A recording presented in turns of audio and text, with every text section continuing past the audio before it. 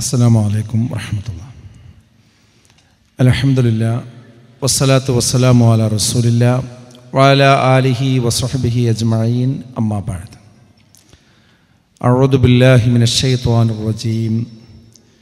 യാ അയ്യുഹല്ലദീന ആമനുത്തഖുല്ലാഹ ഹഖ്ക തുഖാതിഹി വലാ തമൂതുന്ന ഇല്ലാ വഅൻതും മുസ്ലിമൂൻ.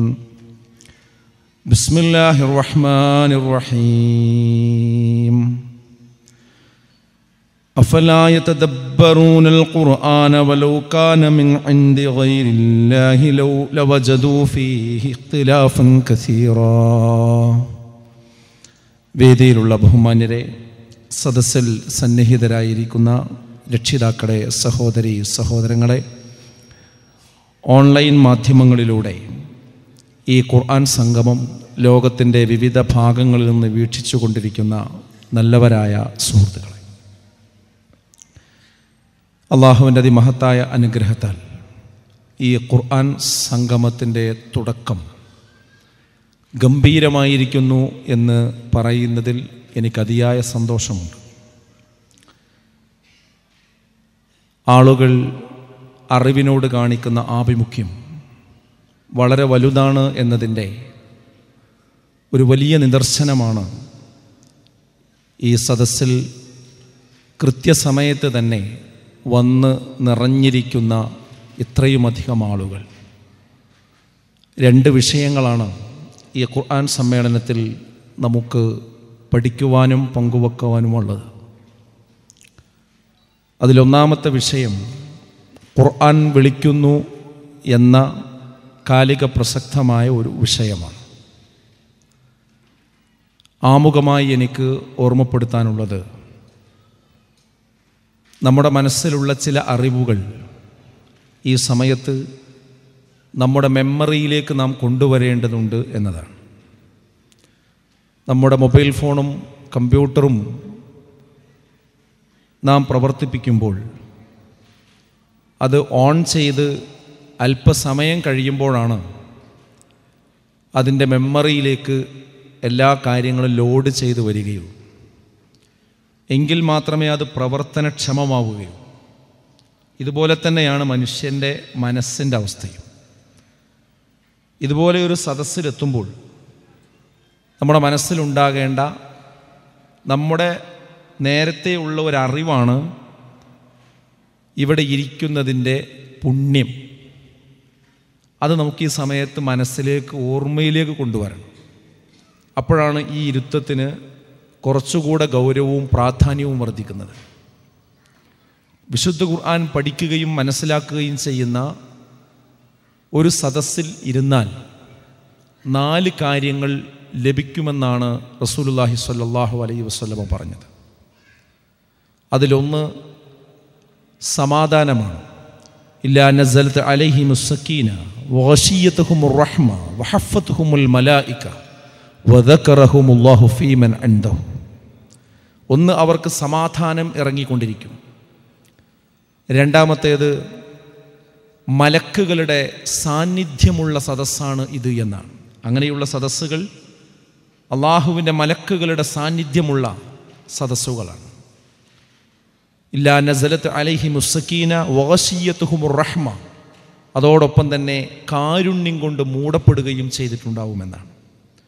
മാത്രവുമല്ല, വാനലോകത്ത് അള്ളാഹുവിൻ്റെ സദസ്സിൽ നമ്മെക്കുറിച്ച് സ്മരിക്കപ്പെടുകയും ചെയ്യുമെന്നാണ്.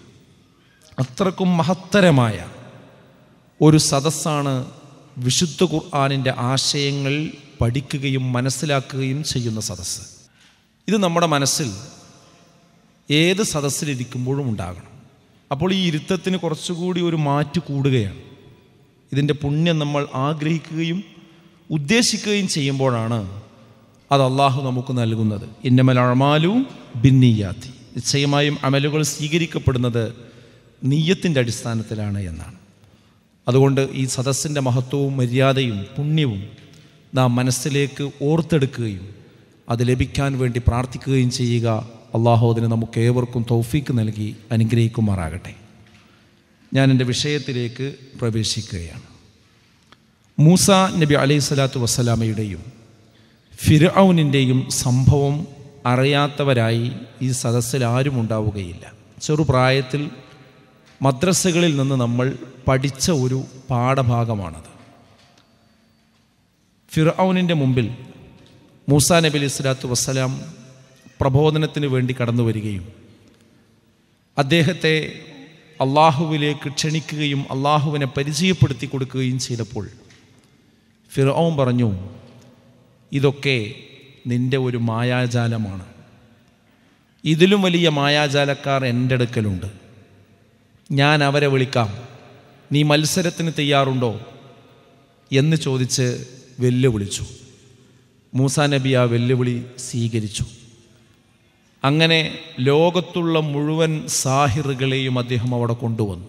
ഇന്ത്യയിൽ നിന്ന് പോലും സാഹിറുമാർ ആ മത്സരത്തിൽ പങ്കെടുക്കാൻ പോയിട്ടുണ്ട് എന്നാണ് ചില ഗ്രന്ഥങ്ങളിലൊക്കെ കാണുന്നത്. അത്രക്ക് വലിയൊരു മത്സരമാണ്. അവിടെ അവരവരുടെ വടികളെല്ലാം നിലത്തിട്ടു. അതിട്ടപ്പോൾ പാമ്പായി ഇഴയുന്നതായി മൂസാ നബിക്ക് തോന്നി. ഫഔജസ ഫീ നഫ്സിഹി ഖീഫത മൂസ. മൂസാ നബി പേടിച്ച് പിൻവാങ്ങി, എന്താണെന്നറിയാതെ. പക്ഷേ അള്ളാഹു പറഞ്ഞു, വഅൽഖി മാ ഫീ യമീനിക്, നീ നിൻ്റെ വലതു കൈയിലുള്ളത് നീ അവിടെ ഇട്ടേക്കുക. അത് ഇട്ടതോടുകൂടി അത് സർപ്പമായി ഉയർത്തെഴുന്നേൽക്കുകയും ആ സാഹിറുമാരുടെ വടികളെയും കയറിനെയും ഒക്കെ അത് വിഴുങ്ങുകയും ചെയ്തു. ഇതോടുകൂടി ആ സാഹിറുമാർക്കൊരു കാര്യം മനസ്സിലായി, ഞങ്ങൾ കളവ് പറയുന്നവരാണെന്നും ഈ മൂസ ഇവിടെ പ്രവർത്തിച്ചത് അദ്ദേഹത്തിൻ്റെ കഴിവല്ല എന്നും അദ്ദേഹം പറയുന്നതാണ് വസ്തുത എന്നും ഇവർക്കാണ് ആദ്യം ബോധ്യമായത്. കാരണം അവർക്കാണ് ആ കാര്യം വേഗം മനസ്സിലാകുക. സിഹറിലുള്ള തട്ടിപ്പ് എന്താണ് എന്നത് അവർക്ക് നന്നായിട്ടറിയാം. അപ്പോൾ മൂസാ നബി അലൈഹി സ്വലാത്തു വസ്സലാമയുടേത് സിഹർ അല്ല എന്ന് ആദ്യം ആർക്ക് തന്നെ മനസ്സിലാകുക? അവർക്ക് തന്നെയാണ്. അതുകൊണ്ട് അവർ കൂട്ടത്തോടു കൂടി പറഞ്ഞു, ഫഉൽഖിയ അസ്സഹറതു സുജ്ജദൻ ഖാലൂ ആമന്നാ ബിറബ്ബി ഹാറൂന വമൂസാ. ഫഉൽഖിയ അസ്സഹറതു സുജ്ജദൻ, സുജൂദ് ചെയ്തുകൊണ്ട് അവരവിടെ വീണു. ഖാലൂ, അവർ പറഞ്ഞു, ആമന്നാ ബിറബ്ബി ഹാറൂന വമൂസാ, മൂസയുടെയും ഹാറൂനിൻ്റെയും രക്ഷിതാവിൽ ഇതാ ഞങ്ങൾ വിശ്വസിച്ചിരിക്കുന്നു എന്ന് അവരവിടെ വെച്ച് പ്രഖ്യാപിക്കുകയും ചെയ്തു. സ്വാഭാവികമായും ഫിർഔൻ ഭീഷണിപ്പെടുത്തി. ആ ഭീഷണിപ്പെടുത്തി ഏതുപോലെ? വളരെ ക്രൂരമായ ഭീഷണിയാണ്. നിന്റെ കൈകാലുകൾ എതിർചേദിയായി ഞാൻ ഛേദിക്കും. നിങ്ങൾ രണ്ടു കൂട്ടരും മൂസയും നിങ്ങൾ ഒത്തിരിക്കുകയാണ് എന്നെ പരാജയപ്പെടുത്താൻ. നിങ്ങളുടെ ഉസ്താദാണ് മൂസ എന്നാണ് എനിക്കിപ്പോൾ തോന്നുന്നത് എന്നൊക്കെ പറഞ്ഞ് ഭീഷണിപ്പെടുത്തി. അത് കേവലം ഒരു ഭീഷണിയല്ല, പറഞ്ഞതുപോലെ ചെയ്യുന്നവനാണ് ഫിർഔൻ എന്ന് നന്നായിട്ട് ഇവർക്ക് അറിയാം. നമ്മളതിൻ്റെ ഗൗരവം മനസ്സിലാക്കണം, അത്ഭുതം മനസ്സിലാക്കണം. അതറിഞ്ഞിട്ടും ഞങ്ങളുടെ ജീവൻ നഷ്ടപ്പെടുകയാണ്, ഞങ്ങളുടെ വലത് കാലും ഇടത് കൈയും ഛേദിക്കാൻ പോവുകയാണ്, ഈ തപ്പനയിൽ കെട്ടി ഞങ്ങളെ ക്രൂശിക്കാൻ പോവുകയാണ് എന്ന ഉത്തമ ബോധ്യമുണ്ടായിട്ടും അവര് പറഞ്ഞ മറുപടി ഖുർആൻ പറയുന്നത് നോക്കൂ നിങ്ങൾ. ഖാലൂ, അവർ പറഞ്ഞു, ലൻ നുസിറക, നിനക്ക് ഞങ്ങൾ മുൻഗണന നൽകുകയില്ല. ആർക്ക്? ഫറോവയുടെ മുഖത്തു നോക്കി അന്ന് വരെ അവർക്കില്ലാത്ത ധൈര്യം ആവാഹിച്ചെടുത്തുകൊണ്ട് അവർ പറയുന്നു, ഒരിക്കലും ഞങ്ങൾ നിനക്ക് മുൻഗണന നൽകുകയില്ല. അതിന് പകരം അലാമാ ജാഅനാ മിനൽ ബയ്യിനാതി, ഞങ്ങൾക്ക് വന്നു കിട്ടിയിരിക്കുന്ന പ്രത്യക്ഷമായ തെളിവുകളെക്കാളും, വല്ലദീ ഫതറന, ഞങ്ങളെ സൃഷ്ടിച്ചവനെക്കാളും ഞങ്ങൾക്ക് ഈ വന്നു കിട്ടിയ തെളിവിനെക്കാളും യാതൊരു മുൻഗണനയും നിനക്ക് ഞങ്ങൾ നൽകുകയില്ല. ഫഖ്ലി മാ അൻത ഖാൽ, നീ വിധിക്കുന്നത് വിധിച്ചോ. ഞങ്ങളെ കൊല്ലുകയോ തല്ലുകയോ തള്ളുകയോ നീ എന്താണോ വിധിക്കുന്നത് അത് വിധിച്ചോ. ഇന്നമാ തഖ്ലി ഹാദിഹിൽ ഹയാത്തുദ് ദുനിയാ, നിശ്ചയമായും നിനക്ക് വിധിക്കാൻ കഴിയുന്നത് ഈ ദുനിയാവിൽ മാത്രമാണ്. ഞങ്ങൾ പരലോകമാണ് ഉദ്ദേശിക്കുന്നത്. ഞങ്ങളെ ക്രൂശിച്ചാലും ഞങ്ങളെ ക്രൂരതയോടുകൂടി നശിപ്പിച്ചാലും നാശമില്ലാത്ത ഒരു ലോകത്തേക്കാണ് ഞങ്ങൾ പോകുന്നത്, സ്വർഗത്തിലേക്കാണ് ഞങ്ങൾ പോകുന്നത് എന്ന ഉത്തമമായ ബോധ്യം. ഞാൻ ഈ സംഭവം നിങ്ങളോട് പറയുന്നത് നമ്മളൊന്ന് ചിന്തിക്കാൻ വേണ്ടിയാണ്. എന്താണ് ചിന്ത? എന്താണ് ചിന്ത? ഇസ്ലാമിനെ വിമർശിക്കാൻ വന്നവരല്ല അവർ, ഇസ്ലാമിനെ പരാജയപ്പെടുത്താൻ വേണ്ടി വന്നവരാണ്. മൂസാ നബി അലൈഹി സ്വലാത്തു വസ്സലാമയെ കേവലം വിമർശിക്കാൻ വേണ്ടി വന്നവരല്ല, മൂസാ നബി കൊണ്ടുവന്ന ദീന് സത്യമല്ല എന്ന് തെളിയിക്കുവാൻ വേണ്ടി കടന്നു വന്നവരാണ്. പക്ഷേ അവർക്കൊരു പ്രത്യേക നിമിഷത്തിൽ കാര്യം ബോധ്യപ്പെടുകയാണ്. ഞങ്ങൾ ചെയ്യുന്നത് തെറ്റാണ്. മൂസ കൊണ്ടുവന്ന വടി ഞങ്ങളുടേതുള്ളതുപോലെയല്ല, അതിന് പ്രത്യേക കഴിവുണ്ട്. അതുകൊണ്ട് മൂസാ നബി പറയുന്ന അല്ലാഹു സത്യമാണ്, സ്വർഗം സത്യമാണ്, നരകം സത്യമാണ്.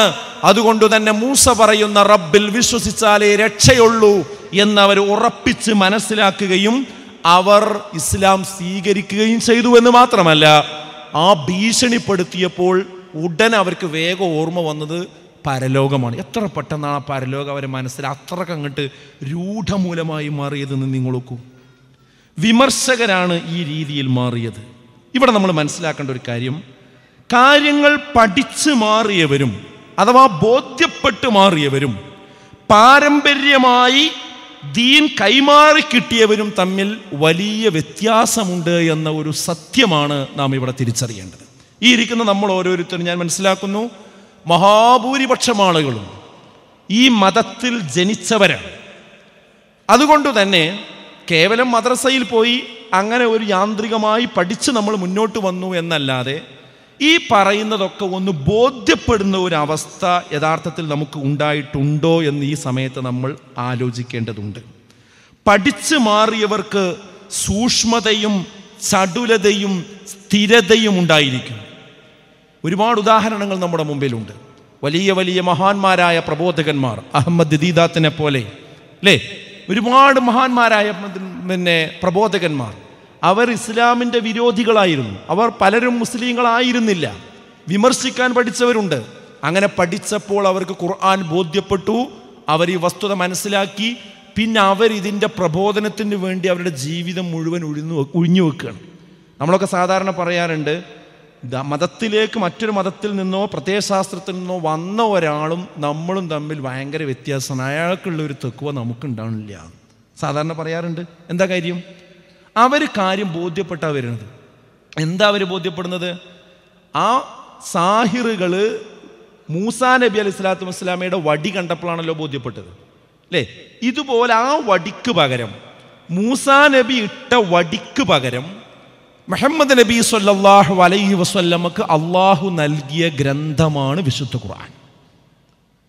ആ വടി കണ്ടപ്പോൾ ആ സമൂഹത്തിലുണ്ടായ ഒരു മാറ്റത്തിൻ്റെ എത്ര ശതമാനം നമ്മുടെ അലമാരകളിൽ നമ്മൾ വെച്ചിരിക്കുന്ന ഈ വിശുദ്ധ ഖുർആൻ ഓതിയിട്ട് വായിച്ചിട്ട് മനസ്സിലാക്കിയിട്ട് നമുക്ക് എത്രത്തോളം മാറ്റമുണ്ടായി? ഈ വിശുദ്ധ ഖുർആനിൻ്റെ വിളി ഇത്രയും കാലം നമ്മൾ ഖുതുബകളിലൂടെയും പ്രസംഗങ്ങളിലൂടെയും കേട്ടിട്ട് നമുക്ക് ആ ഒരു മാറ്റം, അവരധികമൊന്നും പഠിച്ചിട്ടില്ല, വളരെ ചെറിയ ഒരു സമയം കൊണ്ടാണ് അവർ ഫറോവയുടെ മുമ്പിൽ നെഞ്ചു വിരിച്ചു നിന്ന് നീ ചെയ്യുന്നത് ചെയ്തോ, ഞങ്ങൾക്കൊന്നും വരാനില്ല എന്നവർ പറഞ്ഞത് ചെറിയൊരു സമയം കൊണ്ട്. അതാണ് ബോധ്യപ്പെടുക എന്നുള്ളൊരു വലിയ വിഷയമാണ് സുഹൃത്തുക്കളെ. ആ ബോധ്യപ്പെടൽ നമുക്കും ഇപ്പോൾ ബോധ്യപ്പെടേണ്ടതുണ്ട്. ഇപ്പം ഈ ശരിയായ ഇസ്ലാമിക കാര്യങ്ങളിലേക്ക് വരാത്ത, തൗഹീദിൻ്റെ മഹത്വം അറിയാത്ത പല ആളുകളും നമ്മുടെ സമൂഹത്തിലുണ്ട്. ശിർക്കിലും ഖുറാഫാത്തുകളിലുമൊക്കെ ജീവിച്ചുകൊണ്ടിരിക്കുന്ന ആളുകളുണ്ട്. അവരൊക്കെ ഈ വിഷയങ്ങൾ പഠിച്ച് മനസ്സിലാക്കി തൗഹീദൊക്കെ കിട്ടി ശരിയായ വിശ്വാസത്തേക്ക് വന്നാലും ഈ മാറ്റം നമ്മൾ സാധാരണ കാണാറുണ്ട്.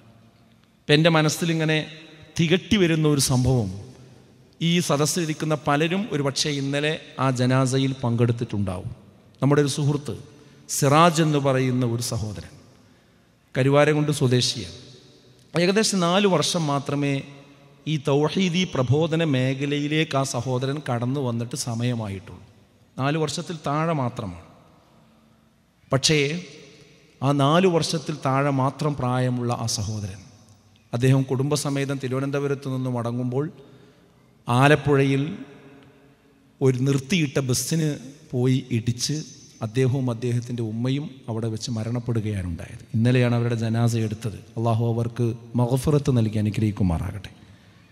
ഞാൻ പറയുന്നൊരു അത്ഭുതം, ഒരു സാധാരണക്കാരനാണ്, ഒരു പെയിൻറ്റിങ് തൊഴിലാളിയാണവൻ. രാവിലെ മദ്രസയിൽ പോകും, അത് കഴിഞ്ഞാൽ പെയിൻറ്റിങ്ങിന് പോകും, അത് കഴിഞ്ഞാൽ ഇസ്ലാമിക പ്രബോധന കാര്യങ്ങൾക്ക് യുവാക്കൾക്ക് നേതൃത്വം കൊടുത്തുകൊണ്ട് എല്ലാ സമയത്തും ഫീൽഡിലുണ്ടാവും. വൈകുന്നേരമായാൽ വിശുദ്ധ ഖുർആൻ ഓതുകയും പഠിക്കുകയും മനസ്സിലാക്കുകയും ചെയ്യും. ഏതുവരെ?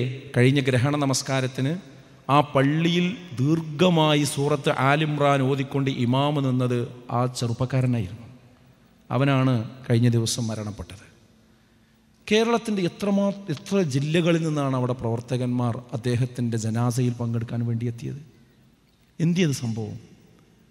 വെറും 4 വർഷം മാത്രം പ്രായമായ ഈ ആദർശ പ്രസ്ഥാനത്തിലേക്കും ഈ പ്രബോധന രംഗത്തേക്കും കടന്നൊരു 4 വർഷം മാത്രമായ ഒരു സഹോദരന് അങ്ങനെയുള്ളൊരു ചേഞ്ചും മാറ്റവും ആ നിലക്ക് ജനങ്ങളുടെ ഒരു അംഗീകാരവും കിട്ടുന്നത് എന്തുകൊണ്ടാണ്? അത് ബോധ്യപ്പെട്ട് മാറുമ്പോഴുണ്ടാകുന്ന ഒരു ചടുലതയാണത്. എന്തി നമുക്കത് ഇല്ലാതെ പോകുന്നത്? നമുക്ക് ഈ കാര്യം മനസ്സിൻ്റെ ഉള്ളിലേക്ക് ശരിയായ രീതിയിൽ ബോധ്യപ്പെട്ടിട്ടില്ല എന്നത് തന്നെയാണ്. ഞാൻ എല്ലാവരെയും ആക്ഷേപിക്കുകയല്ല. നമ്മുടെ ദീനിൻ്റെ കാര്യവും അതുപോലെ തന്നെ നമ്മുടെ ഇസ്ലാമിനോടുള്ള ബന്ധവും പലപ്പോഴും കുറഞ്ഞു പോകുന്നത് ഇത് മനസ്സിൻ്റെ ഉള്ളിലേക്ക് ഈ വിശുദ്ധ ഖുർആൻ ഇറങ്ങിയിട്ടില്ല എന്നത് തന്നെയാണ്. സമുദായത്തിൽ ജനിച്ചവർക്ക് പലപ്പോഴും പ്രതിബദ്ധത കുറയുന്നതായിട്ടാണ് നമ്മൾ കാണുന്നത്. മോഡേണിസത്തിനും സ്ത്രീ സ്വാതന്ത്ര്യത്തിൻ്റെ പേരിലുള്ള അഴിഞ്ഞാട്ടത്തിനും സമുദായ പ്രതിനിധികളെ പലപ്പോഴും ലഭിക്കുന്നത് ഈ ഒരു കാരണം കൊണ്ടാണ്. നമ്മളെ എല്ലാ വേണ്ടാത്ത കാര്യങ്ങൾ എടുത്തു നോക്കിയാലും അതിലൊക്കെ ഒരു സമുദായത്തിൻ്റെ മെമ്പർ ഉണ്ടാകുന്നത് എന്തുകൊണ്ടാണ്? ഇത് ബോധ്യപ്പെട്ടവരല്ല പലപ്പോഴും നമ്മുടെ സമുദായത്തിൽ ഉള്ളവർ എന്നതാണ് ഇതിൻ്റെ കാരണം. നമുക്കറിയാം, ജാതിമതി ഭേദമന്യേയുള്ള ഒളിച്ചോട്ടങ്ങൾ ഇന്ന് വർദ്ധിച്ചു കൊണ്ടിരിക്കുന്നു. അതിൽ മഫ്തയിട്ട കുട്ടികൾ വരെ ഉണ്ട്, പർദ്ദ ധരിച്ച കുട്ടികൾ വരെയുണ്ട്. എന്തിയെ മറ്റൊരു മതസ്ഥനോടൊപ്പം ഇറങ്ങിപ്പോകുന്നത് തെറ്റാണ് എന്ന ബോധ്യം ആ കുട്ടികൾക്കില്ലാതെ പോകുന്നത്? എയ്ഡ്സ് ദിനാചരണത്തിൻ്റെ മറവിൽ ഏതാനും മാസങ്ങൾക്ക് മുമ്പാണ് മലപ്പുറം കുന്നുമ്മലിൽ വെച്ചുകൊണ്ട് മുസ്ലിം പെൺകുട്ടികൾ അവിടെ നിന്ന് നൃത്തമാടുകയും അത് നൃത്തമാടിയെന്ന് മാത്രമല്ല ഓൺലൈൻ മീഡിയകളിൽ പ്രചരിപ്പിക്കുകയും അങ്ങനെ ചെയ്യാൻ പാടില്ല, അത് ഇസ്ലാമികമായി തെറ്റാണ് മക്കളെ എന്ന് ഉപദേശിച്ചവരുടെ മുഖത്തു നോക്കി ആ കുട്ടികളും അവർക്ക് വേണ്ടി വാദിക്കുന്ന മുസ്ലിം നാമധാരികളായ ആളുകളും പറഞ്ഞതാണ് ഗൗരവം. അവർ പറഞ്ഞത്, ഇതിൻ്റെ പേരിൽ ഞങ്ങൾ നരകത്തിലേക്ക് പോവുകയാണെങ്കിൽ ഞങ്ങളങ്ങ് പോയിക്കോട്ടെ, നിങ്ങൾക്കെന്താണ്? എവിടെ കിടക്കുന്നു നമ്മുടെ മുസ്ലിം പ്രതിനിധികൾ, സമുദായ പ്രതിനിധികളുടെ അവസ്ഥ? മിശ്ര വിവാഹത്തിന് വെമ്പൽ കൊള്ളുന്ന ഒരു സാഹചര്യം ഇന്ന് വർദ്ധിച്ചു വന്നുകൊണ്ടിരിക്കുന്നു. മാത്രവുമല്ല, ഇസ്ലാമിനെതിരെയുള്ള ആരോപണങ്ങളിൽ വിമർശകരോടൊപ്പം ചേർന്ന് നിന്നുള്ള ചാനൽ ചർച്ചകളിൽ പ്രത്യക്ഷപ്പെടുന്ന മുസ്ലിം നാമധാരികളെ നമ്മൾ ആവർത്തിച്ച് കണ്ടുകൊണ്ടിരിക്കുന്നു. ഇസ്ലാമിനെ പ്രതിരോധിക്കേണ്ടവരാണവർ. പക്ഷെ അല്പം ഭൗതിക വിദ്യാഭ്യാസവും ജനങ്ങൾക്കിടയിൽ ഒരു അംഗീകാരവും കിട്ടുമ്പോൾ ഇസ്ലാം മോശമായിട്ടാണ് അവർക്ക് തോന്നുന്നത്.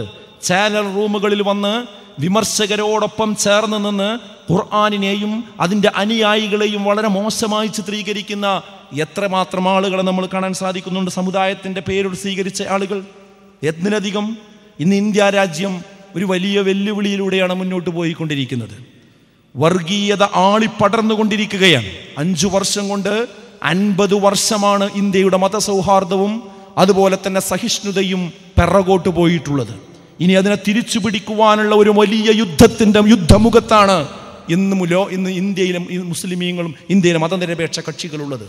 ഈ സന്ദർഭത്തിൽ പോലും ഈ വർഗീയ പാർട്ടികളുടെ സ്ഥാനാർത്ഥികളാകാനും അവർക്ക് വേണ്ടി മുദ്രാവാക്യം വിളിക്കുവാനും മുസ്ലിം നാമമുള്ള ആളുകൾ കടന്നു വന്നുകൊണ്ടിരിക്കുന്നുവെന്ന് പറയുമ്പോൾ സമുദായവും ദീനും സമുദായത്തിൻ്റെ ആളുകളും ഈ വിശുദ്ധ ഖുർആനുമായുള്ള ബന്ധവും എവിടെ നിൽക്കുന്നുവെന്ന് നമ്മൾ ചിന്തിക്കേണ്ടതുണ്ട്. കുറ്റകൃത്യങ്ങളിൽ മുസ്ലിം പേരുകൾ വർദ്ധിച്ചു കൊണ്ടിരിക്കുകയാണ്. ഈ കഴിഞ്ഞ ദിവസം കൽപ്പകഞ്ചേരിയിൽ നിന്നൊരു വാർത്ത എൻ്റെ ശ്രദ്ധയിൽപ്പെട്ടു. ഒരു പീഡന കേസാണ്. ചെറിയ ഒരു കുട്ടിയെ, ആൺകുട്ടിയെ പീഡിപ്പിച്ച കേസാണ്. അതിൽ 6 ആളുകളുടെ ഫോട്ടോ കാണാനുണ്ട്. ആ 6 ആളുകളും മുസ്ലിം നാമമുള്ളവരാണെന്ന് മാത്രമല്ല 40-ൻ്റെയും 50-ൻ്റെയും ഒക്കെ ഇടയിലുള്ള ആളുകളാണ്. ഒരു ഹാജി എന്ന പേരുള്ള ആളെയും അതിൽ കാണാൻ സാധിച്ചു. നിങ്ങളും ഒരുപക്ഷെ അത് വായിച്ചു പോയിട്ടുണ്ടാവും. എന്താ സഹോദരങ്ങളെ സംഭവിച്ചുകൊണ്ടിരിക്കുന്നത്? ഇതൊക്കെ തിരുത്തേണ്ടവരാണ് മഹല്ല് സംവിധാനം എന്ന് പറയുന്നത്, മുസ്ലിം മഹല്ല് സംവിധാനം എന്ന് പറയുന്നത്. എന്നാൽ ആ മുസ്ലിം മഹല്ല് സംവിധാനത്തിൻ്റെ അധികാര കേന്ദ്രങ്ങൾ ഇന്ന് പരിശോധിച്ചു നോക്കിയാൽ അവിടെയും ജീർണതയാണ് നമ്മൾ കണ്ടുകൊണ്ടിരിക്കുന്നത്. എല്ലാ വിളക്കിൻ കാലിന് ചുവട്ടിലും ഇരുട്ടാണ് എന്ന് സാധാരണ പറയാറുണ്ട്. ഇലക്ട്രിക് ബൾബുകൾക്ക് താഴെ ഇരുട്ടാണ്.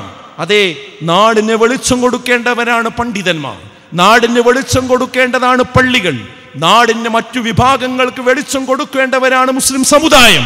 പക്ഷേ ആ പള്ളിയുടെയും ആ സമുദായത്തിൻ്റെയും അതിൻ്റെ ആളുകളുടെയും കാൽച്ചുവട്ടിൽ ഇരുട്ട് തളം കെട്ടി നിൽക്കുന്നു എന്നതാണ് ഇന്ന് നമ്മളെ ഏറ്റവും കൂടുതൽ വേദനിപ്പിച്ചുകൊണ്ടിരിക്കുന്ന ഒരവസ്ഥ. വിളക്കുമാടങ്ങൾ പോലും ഇരുട്ടാണ് പകർന്നു കൊടുക്കുന്നത് എങ്കിൽ എവിടെയാണ് നമുക്ക് പ്രതീക്ഷയുള്ളത്? സഹോദരങ്ങളെ, ഇവിടെയാണ് വിശുദ്ധ ഖുർആൻ വിളിക്കുന്നു എന്ന ആ ഒരു വിഷയം നമ്മളുമായി കൂടുതൽ ബന്ധപ്പെട്ട് നിൽക്കുന്നത്. ആ വിളി ഒന്നുകൂടി കണ്ണ് തുറന്ന് കാത് തുറന്ന് ഹൃദയം ചേർത്ത് വെച്ച് ആ വിളിക്കുത്തരം കൊടുക്കുവാൻ ഇന്ന് നമ്മൾ തയ്യാറാകേണ്ടിയിരിക്കുന്നുവെന്നതാണ് ഈ സംഭവ വികാസങ്ങളൊക്കെ നമ്മളോട് ഓർമ്മപ്പെടുത്തിക്കൊണ്ടിരിക്കുന്നത്. എന്താണ് ഇതിന് കാരണം? വിശുദ്ധ ഖുർആനിൻ്റെ വിളി നേരത്തെ ആ സാഹിറുകൾക്കുണ്ടായതുപോലെയുള്ള ഒരു മാറ്റം നമുക്കുണ്ടാകേണ്ടതുണ്ട്. അവർ വടി കണ്ടപ്പോൾ എങ്ങനെ മാറിയോ ആ വടിക്ക് പകരം നബി സല്ലല്ലാഹു അലൈഹി വസല്ലമക്ക് കൊടുത്ത വിശുദ്ധ ഖുർആൻ പഠിക്കുമ്പോൾ നമുക്കും മാറാൻ കഴിയേണ്ടതുണ്ട്. അതിനെന്ത് വേണം? അത് കേവലം നമ്മുടെ അലമാരയിലെ സാധാരണ ഒരു പുസ്തകത്തെ പോലെ ഒരു പുസ്തകമാണ് ഖുർആൻ എന്ന് നമുക്ക് തോന്നിയാൽ ഒരിക്കലും നമുക്ക് ആ മാറ്റം ഉണ്ടാവുകയില്ല. ഖുർആൻ സത്യമാണെന്ന ബോധം നമുക്കുണ്ടാവണം. അത് അള്ളാന്റെ അടുക്കൽ നിന്ന് ഇറക്കിയ ഗ്രന്ഥമാണെന്ന ഉത്തമ ബോധ്യമുണ്ടാകണം. അത് പ്രസംഗിക്കാൻ കഴിഞ്ഞാൽ പോരാ, എഴുതാൻ കഴിഞ്ഞാൽ പോരാ. എനിക്കും നിങ്ങൾക്കും നമ്മുടെ മനസ്സിൻ്റെ ഉള്ളിലേക്ക് ബോധ്യം വരണം. സുഹൃത്തുക്കളെ, നിങ്ങൾ ബസ്സിൽ പോകുമ്പോൾ തൊട്ടടുത്തുള്ള ഒരു സഹോദരൻ, ഒരു ജോസഫ് അല്ലെങ്കിൽ ഒരു രാധാകൃഷ്ണൻ എന്ന് പറയുന്ന ഒരു സുഹൃത്ത് നമ്മെ തൊട്ട് ഉണർത്തി ചോദിച്ചു, നിങ്ങളുടെ പേരെന്താ? പേര് പറഞ്ഞു. അപ്പോൾ നമ്മുടെ ഒരു മുസ്ലിം പേരാണ്. അപ്പോൾ അയാൾ ചോദിച്ചു, നിങ്ങൾ മുസ്ലിം ആണല്ലേ? നിങ്ങളുടെ ഗ്രന്ഥമല്ലേ വിശുദ്ധ ഖുർആൻ? അതെ. ഈ വിശുദ്ധ ഖുർആൻ ദൈവികമാണ് എന്നതിന് എന്താണ് നിങ്ങൾക്കൊരു തെളിവ് പറയാനുള്ളത് എന്നൊരു ചോദ്യം അവരിങ്ങോട്ട് ചോദിച്ചാൽ നമ്മളിപ്പോൾ എന്തു മറുപടി പറയും? നമ്മുടെ മനസ്സിൽ എന്തൊക്കെ മറുപടികൾ വരുന്നുണ്ട്? അപ്പോൾ ചില ആളുകൾ പറയും, അതിന് CD ഉണ്ട്, അതിൻ്റെ ലിങ്ക് ഞാൻ അയച്ചുതരാം, അല്ലെങ്കിൽ ഒരു സൈറ്റ് ഉണ്ട്, അത് ഞാൻ പറഞ്ഞുതരാം, അല്ലെങ്കിൽ ഇന്നയാളുടെ പ്രസംഗമുണ്ട്, അത് ഞാൻ തരാം. ഇതല്ല, സ്വന്തം നമ്മളെ മനസ്സിൽ നിന്ന് അയാളെ ബോധ്യപ്പെടുത്താൻ പറ്റുന്ന എന്തുത്തരം അപ്പം നമ്മളെ കയ്യിലുള്ളത്? അതില്ലെങ്കിൽ ഉണ്ടാക്കണം. അതിനുവേണ്ടി 1-2 കാര്യങ്ങൾ ഞാൻ ഓർമ്മപ്പെടുത്തി. എനിക്ക് വിശദമായ ആ ഭാഗത്തേക്ക് പോകാൻ എൻ്റെ സമയം അനുവദിക്കില്ല. ഒന്നെന്താണെന്നറിയോ? ഒന്ന്, നമ്മൾ പറയേണ്ട മറുപടി, നമ്മൾ പഠിക്കേണ്ട മറുപടി, ദൈവികമാണ് ഖുർആൻ എന്നത് സ്വയം അവകാശപ്പെടുന്ന ലോകത്തെ ഏക ഗ്രന്ഥം ഖുർആനാണ് എന്നതാണ്. ഏതാ തെളിവ്? 32-ാം അധ്യായം 2-ാമത്തെ ആയത്ത്, തൻസീലുൽ കിതാബി ലാ റൈബ ഫീഹി മിർ റബ്ബിൽ ആലമീൻ. നിശ്ചയമായും ആ ഗ്രന്ഥം അല്ലാഹുവിങ്കിൽ നിന്ന് ഇറക്കപ്പെട്ടതാണ്, അതിൽ യാതൊരു സംശയവുമില്ല. ലോകരക്ഷിതാവിൽ നിന്ന് ഇറക്കപ്പെട്ട ഈ ഗ്രന്ഥത്തിൽ യാതൊരു സംശയവുമില്ല. അപ്പോൾ സ്വയം ഇത് അള്ളാൻ്റെ അടുത്ത് നിന്നുള്ളതാണ് എന്നുള്ളത് സ്വയം അവകാശവാദമായി പറയുന്നത് ഖുർആൻ മാത്രമാണ്. മറ്റു ഗ്രന്ഥങ്ങളിൽ ഇത് കാണാൻ കഴിയില്ല. 2, ഇത് വെല്ലുവിളിക്കുന്നു ഖുർആൻ. ഇതുപോലെ ഒന്ന് നിങ്ങൾക്ക് കൊണ്ടുവരാൻ സാധിക്കുമോ? 2-ാം അധ്യായം 23-ാമത്തെ ആയത്ത് നിങ്ങൾ പോയിട്ട് തഫ്സീർ നോക്കണം. വെല്ലുവിളിക്കുന്നു. ഇങ്ങനെ വെല്ലുവിളിക്കുന്ന ഒരു ഗ്രന്ഥം നമുക്ക് ഭൂലോകത്ത് വേറെ കാണാൻ കഴിയില്ല. നമ്മളിപ്പോൾ പരീക്ഷ എഴുതിയ കുട്ടികൾ ഇരിക്കുന്നുണ്ടാവും. ഇതിൽ പരീക്ഷ കഴിഞ്ഞിട്ട് നന്നായി ആൻസർ എഴുതിയിട്ട് ഏതെങ്കിലും ഒരു കുട്ടിക്ക് ധൈര്യം ഉണ്ടോ? അതിൻ്റെ അടിയിൽ NB എന്നിട്ടിട്ട് ഒരു എഴുത്ത്, അത് നോക്കുന്ന ആൾക്കൊരു എഴുത്ത്, എന്താ ഇതിലെന്തെങ്കിലും ഒരു തെറ്റുണ്ടെങ്കിൽ തെറ്റ് കാണിക്കാൻ നിങ്ങൾക്ക് ധൈര്യമുണ്ടോ? ഞാൻ വെല്ലുവിളിക്കുന്നു എന്ന് നോക്കുന്ന ആളോട് നിങ്ങൾക്കൊരു വർത്തമാനം പറയാൻ കഴിയുമോ? നമുക്ക് ഇല്ല, പറയാൻ കഴിയില്ല, ധൈര്യം വരില്ല. നമ്മൾ ഒരു പേജ് എഴുതിക്കണമെങ്കിൽ അതൊരു തെറ്റില്ല എന്ന് ഉറപ്പിച്ചു പറയാൻ നമുക്ക് പോലും ധൈര്യം അല്ലേ? എന്നാൽ സഹോദരങ്ങളെ, വിശുദ്ധ ഖുർആൻ ഇത്രയും പേജുകളിലൂടെ ആയത്തുകളിലൂടെയുള്ള ഗ്രന്ഥമാണ് പറയുന്നത്, അതിൻ്റെ സ്രഷ്ടാവാണ് പറയുന്നത്. ഇതിലെന്തെങ്കിലും ഒരു തെറ്റ് നിങ്ങൾക്ക് കാണിച്ചു തരാൻ പറ്റുമോ? ഇതുപോലെ ഒന്ന് കൊണ്ടുവരാൻ പറ്റുമോ?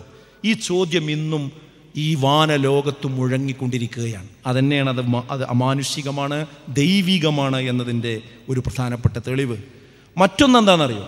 ഏതൊരു ഗ്രന്ഥം പരിശോധിച്ചാലും അത് ആ കാലഘട്ടത്തേക്ക് മാത്രമായിരിക്കും. മനുഷ്യനിർമ്മിത ഗ്രന്ഥങ്ങളുടെയൊക്കെ തത്വദർശനങ്ങളുടെയൊക്കെ പ്രത്യേകത എന്താ? അത് ആ കാലത്തെ മുന്നിൽ വെച്ചുകൊണ്ട് മാത്രമേ എഴുതാൻ പറ്റുള്ളൂ. അതൊരു 100 വർഷം കഴിഞ്ഞാൽ പിന്നെ വായിച്ചാൽ മനസ്സിലാവില്ല. മലയാള മനോരമയിൽ സാധാരണ എഡിറ്റോറിയൽ പേജിൽ ഒരു ചെറിയ കോളം നമ്മൾ കാണാറുണ്ട്. 100 വർഷം മുമ്പ് വന്ന ഒരു വാർത്ത അവരെടുത്തു കൊടുക്കും. അതൊന്ന് വായിച്ചു നോക്കുന്നു. അത് വായിച്ചാൽ നമുക്കിപ്പോൾ മനസ്സിലാവില്ല. കാരണം 100 വർഷം മുമ്പുള്ള മലയാളമാണത്.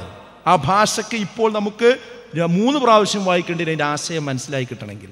എന്നാൽ വിശുദ്ധ ഖുർആൻ ആദ്യ നൂറ്റാണ്ടിൽ വായിച്ചപ്പോൾ മനസ്സിലായത് എന്താണോ അതിനും വ്യക്തമായി ഒരു പക്ഷേ നമുക്ക് ഇപ്പോൾ വായിക്കുമ്പോൾ മനസ്സിലാവും.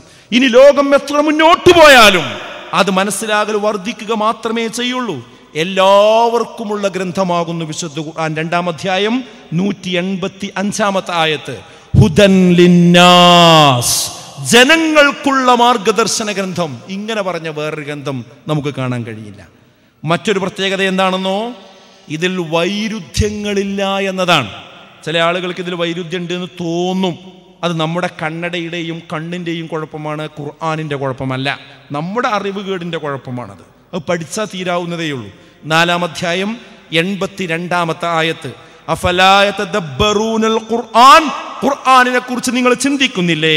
വലൗ കാന മിൻ ഇൻദി ഗൈരില്ലാഹി ലവജദൂ ഫീഹി ഇഖ്തിലാഫൻ കസീറാ.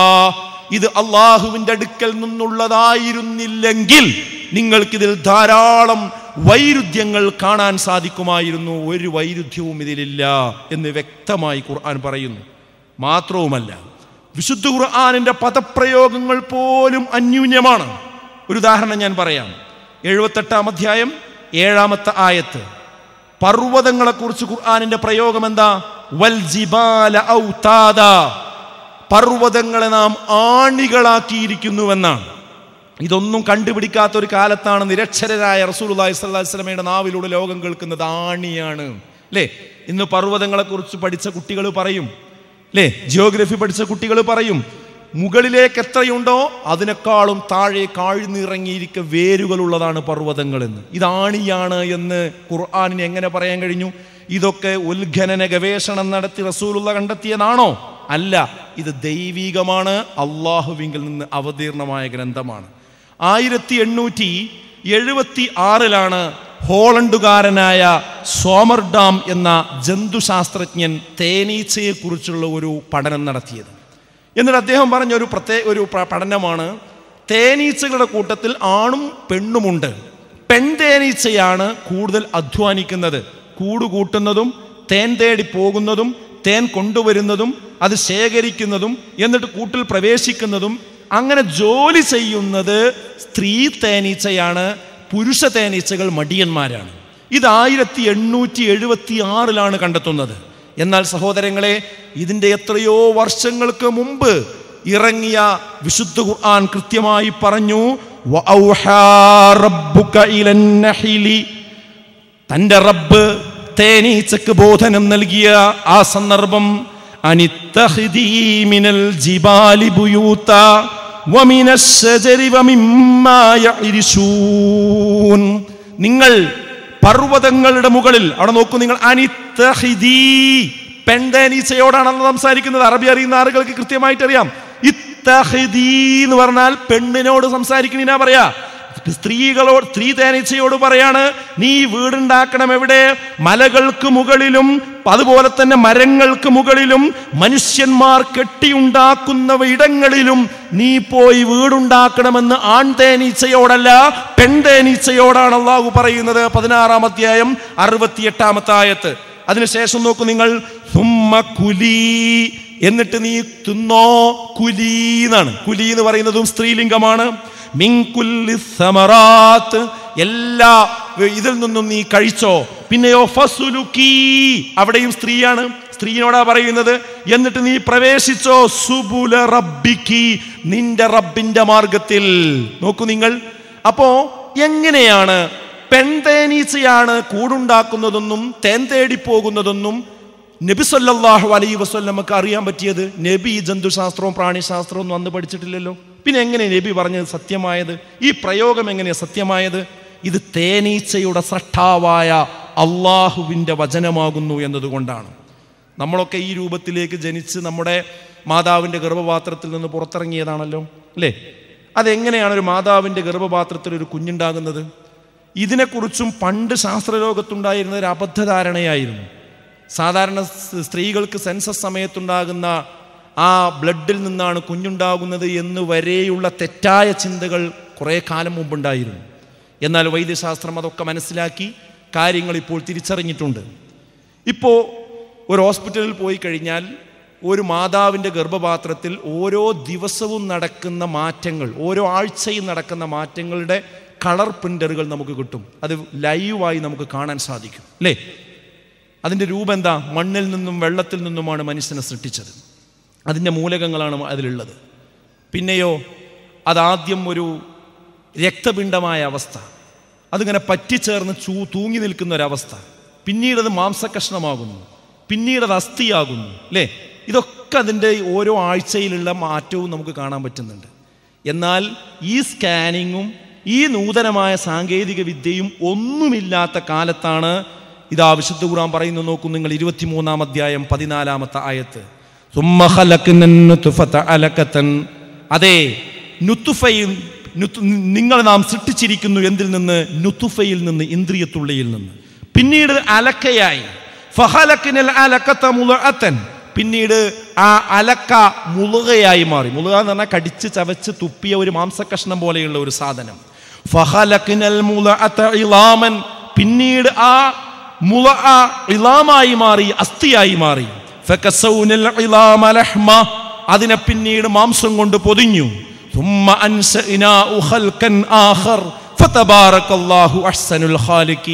പിന്നീട് ഒരു പുതിയ സൃഷ്ടിയായി നാം അതിനെ പുറത്തേക്ക് കൊണ്ടുവരികയും ചെയ്തു. ഞാൻ ചോദിക്കുന്ന ചോദ്യം, ഇതെങ്ങനെയാണ് നിരക്ഷരനായ റസൂലുള്ളാഹി സ്വല്ലല്ലാഹു അലൈഹി വസല്ലമക്ക് ഇങ്ങനെയാണ് ഒരു മാതാവിൻ്റെ ഗർഭപാത്രത്തിൽ ഒരു കുഞ്ഞു രൂപം കൊള്ളുന്നത് എന്ന് പറയാൻ കഴിഞ്ഞത്?